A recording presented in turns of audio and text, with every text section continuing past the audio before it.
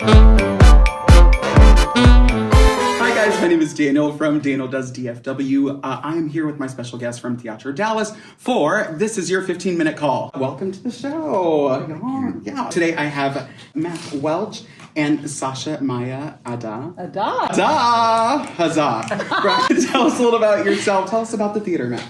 Sure. So Teatro Dallas has been around for, next year is going to be 40 years. It started out as a company that was a pioneer in specifically Latinx work, and after a couple of years adopted an international festival. Between the primary founder of Teatro Dallas and just a German artist that she met along the way, they decided to start an international festival. That exploded. New Works Festival, that exploded. And so over time, it's really grown into now the only international presence in DFW. Yeah. Wonderful. All right. Well, I'm excited to get going. I don't want to know too much about them yet because we're going to find out a little bit here as we put them in the hot seat. The reason that we have this today is because I want to get straight to the point. I want to make sure that we go directly to theaters and ask all the questions that you want to ask and put it right in their laps, right? So that they can have the opportunity to answer back and say, this is what we're doing to make sure that we rectify and make DFW better. We asked you for some questions through our Instagram story, and we had a couple come through. We have the top 3 questions. We're going to start it. Are y'all ready? Yes. Christina's right here. Is that okay? I mean, Christina, are you okay? Hi, Christina. Tag her at the end. Christina, can you share this on TikTok? Yeah, so, are y'all ready? Are you scared? Yes. No? Mac, you're sweating a little bit. Is it because you ran? That's because I'm looking in. I feel okay. No.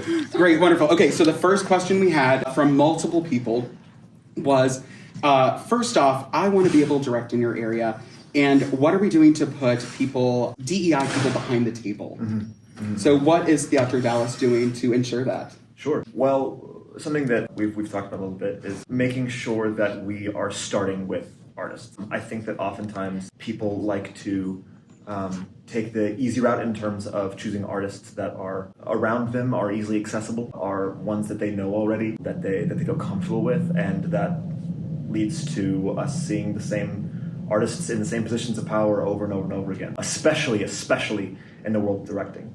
I think at DFW, one of the most frustrating things for me, from a producing perspective, directing perspective, acting perspective, everything, is seeing directors that are not directors direct and to be given the reins immediately. Like, if you have assistant director for a while, that's totally fine. Absolutely, you've worked your way up. But just to see someone that's been acting for 30 years just all of a sudden get whatever they want in the directing world is really frustrating from the perspective of young directors. And luckily we have ourselves a really lovely young director right here. So I think it starts with that. I think it starts with taking chances on new talent.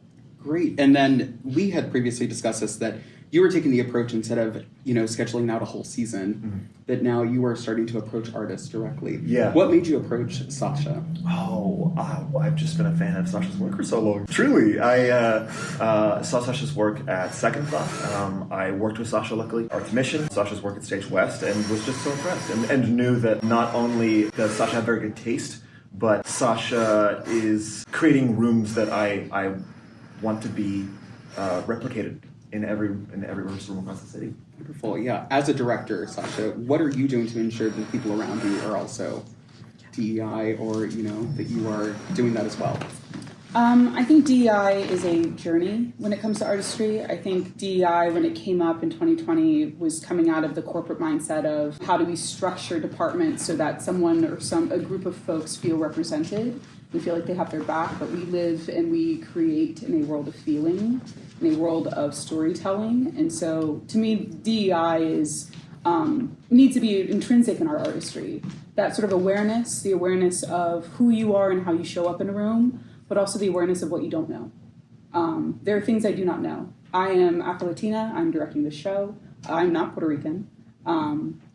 And so I have to do my due diligence to make sure that I'm checking in with folks from that background, from that culture, that understand, because there are things that I don't know that have helped, that they've offered, that have helped connect dots for me in the show. So I think it's just constantly taking in the information. That's all we can really be responsible for. And then as far as the room, I just really like kind, lovely human beings. I need to be able to create in a kind, loving, joyous space. And so that is priority number 1 for me. It just so happens that there are really lovely human beings in every background. And so. Wonderful. I love that. Yeah. Thinking of the person first. I love that. Great. Question number 2. Right? man. You did good so far. Oh. Here's where it gets bad. So, kidding. We also had a lot of questions specifically about casting choices. So, trans people, non-binary, artistic directors, why do we cast them? Why are we casting familiar faces, like you said, right? Why?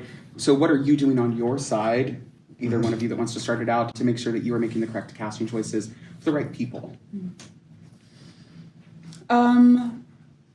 I'm hiring actors, and so I need folks that come in and have an understanding of how they would like to talk about the script.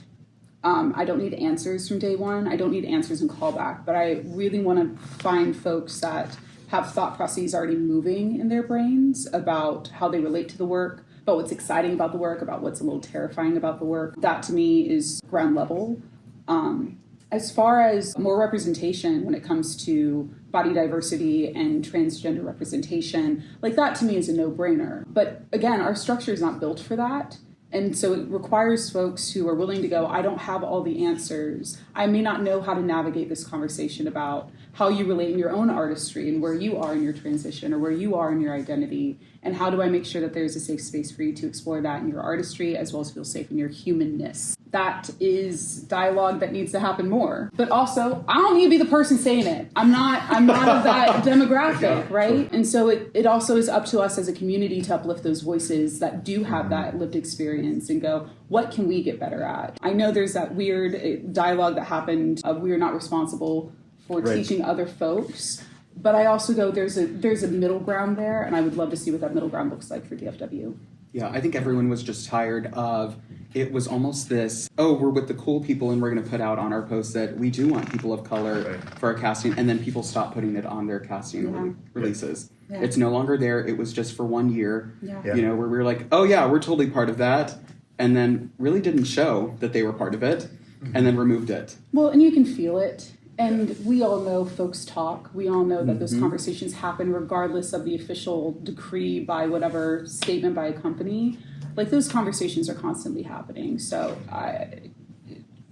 best of luck to those who are falling behind. You know? I think that the biggest problem, the biggest red flag that you see is people have pretty much the same language, copy and pasted from website to website. It's like, oh, you didn't even think about it. You didn't even write it. Like, you're just taking it because you know that it worked for someone, which tells me a lot about why you're doing it in the first place, you know?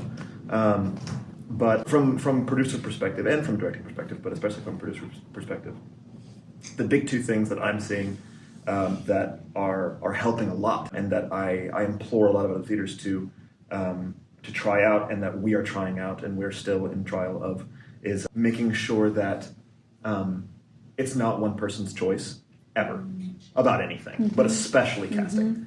A lot of the times the reason that it's so messed up and so unfair is because the theaters are giving the reins to just the director, or it's just a producer, rather than a team of people that are coming to conclusions together. And that's a really big one, which is a big part of how we're changing things now. We got rid of the artistic director model entirely. I'm artistic producer, and that's as much as I want to be involved. I don't have any intention of directing the season. That's why we have Sasha here, you know? That's why we have our directors here. That being said, also the choice of plays.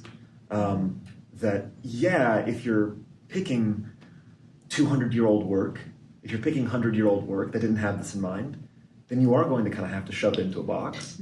Why not just pick work that's aware, you know, or that knows more about the time that we're trying to make work for.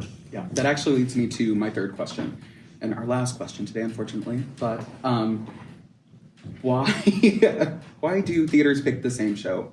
Right, in the area we had 25 Mamma Mias in 2020, I think, or whenever that was, and now everybody's doing Little Shop, or you know, why do they do that, and what are you doing to make sure? I think it comes from a small pool of stories that can be told. Like, a Little Shop is fun. It's Halloween, you get representation. Or it's great for Halloween time, you get representation. It doesn't have to be your quote-unquote black show that you do in February, right? So, like, our canon is limited. That's a good way of putting it, Yeah, but also, not to play devil's advocate, I would move mountains to be able to work on a streetcar that showed folks that looked like me, that looked like my neighborhood, because that story did relate to folks that looked like me. I also don't think that it should be the only thing that should be produced, though. That new work, and especially here in Dallas, we've got so many new voices coming through that need the support, that need the amplification, and have earned the freaking right for it. Man, there's some lovely talent here that I just want to see get produced more. But I think my issue with the repeat productions is it's the same story. There's nothing new to it. There's no new breath in it. And if you're going to do an old show or an older show, you got to breathe new life into it. There's no point in doing something that someone else has already done 20 years ago. I agree with that. Yeah. And Mac, how are y'all changing the process on that? Oh, sure. Yeah, I think that we, on what you said, we feel an incredible responsibility. I especially do, but I hope our whole company feels it as well, to create not just our company, but a landscape that encourages people to stay. Mm-hmm. We have so many cool voices that come through Dallas for a couple of years. And all did really good here. Yeah. And the moment that they're like, man, I reached top of my game. Yeah. Rather than, I'm going to stay because I have people that will support me here. I don't feel supported here. I'm going to go somewhere else that also doesn't really support me. Mm-hmm. And now we just don't have them. And they're also not being supported somewhere else.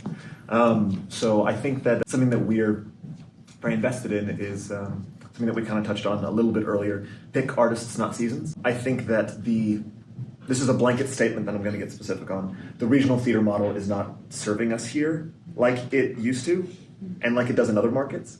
Here it doesn't really work the same, just because of the way that audiences go to see shows here and the way that our theater culture works. That people don't really know it as well. So people really go see... People do Mamma Mia over and over again because people go see Mamma Mia, which is a shame. Because I would push back on that saying there is other work happening that no one's seeing. And it's a shame. The artists are also in part responsible for the artistic literacy of the community that we're in. Absolutely. That we have to define what is going on, with the stories that are happening in town, that we go, this is also exciting. This is just as exciting as another Sound of Music, as another Little Shop, as another what have you. Yeah. But the audiences are going to have to take just as many risks as the theaters are going to have to take make that change. Yes. Yeah, and so for us, that means finding artists that we trust and that we know we want to work with, and saying, what is your dream? What is the most interesting thing to you right now? What have you been waiting to do, but just haven't been given the chance to yet? Which is how we found Cloud Tectonics, which you should absolutely come see. It's opening this week. It previews May 17th, opens May 18th, and runs through June 1st. Anything you want to say on Cloud Tectonics? This work has been with me since I was like 15 years old.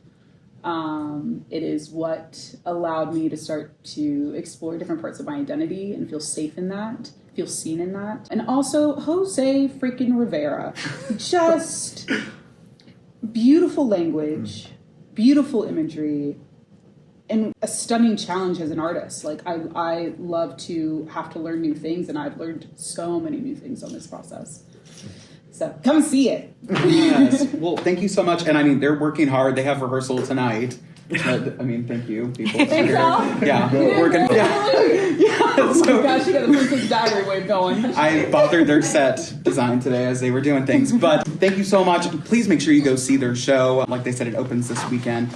Or this week, right? So we'll put the link in our bio and on this post as well to make sure that you have the link to pick up some tickets. I know I'm coming to see it because I'm excited after having a conversation with you. And please support Teatro Dallas. They are doing the things that need to be done correctly. So you want people to correct and rectify situations in the area. They are. So support them. Thank you guys. Bye-bye.